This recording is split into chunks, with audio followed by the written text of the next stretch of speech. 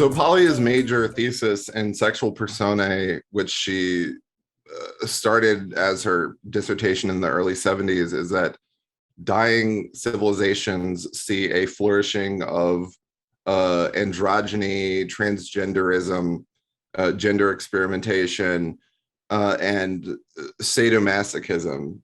And we're seeing all of this right now so explicitly because the sadomasochism, like all of COVID, is sadomasochistic theater and ritual, and people like it because they've since they've demonized the male authority and the patriarchy and any kind of like sense of objective truth or a hierarchy of value for so long. They like having rigid rules to obey now, and of course liberals, the whole thing with social justice is creating an alternate religion for themselves because they have abandoned Christianity, and white liberals do everything out of this sense of original sin for American slavery, which they see as unique in which it is not in the history of like crimes against humanity.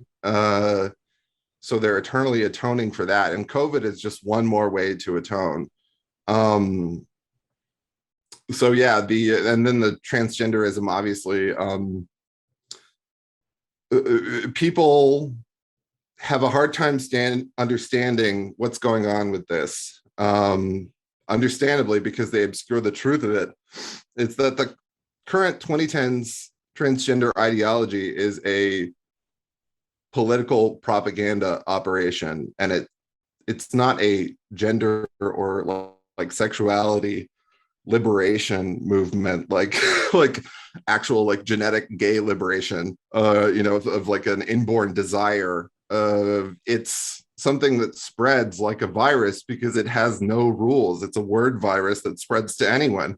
It's just all about this postmodern pretending that there is no objective reality in order to psyop the population out of of expressing any kind of like objective biological truth. And they could not have done COVID without this many years of transgender ideology making people afraid to express objective truth publicly for fear of having their bank accounts canceled and being made a pariah. So the transgender stuff is also they're acting as free police for the regime, for the Democrats, because an inherent part of their culture of going on the computer is to get on and perform ritualistic cancellations, Yeah. which I see as an explicitly sexual thing, because all like normal sex drives are like forbidden, all normal outlets for human sexuality. So the urge to cancel is this very like Puritan, like Salem witch trial, like libidinous activity. And they all do it for free, and no one will criticize them. No one will say it because everyone knows what happens. They come after you.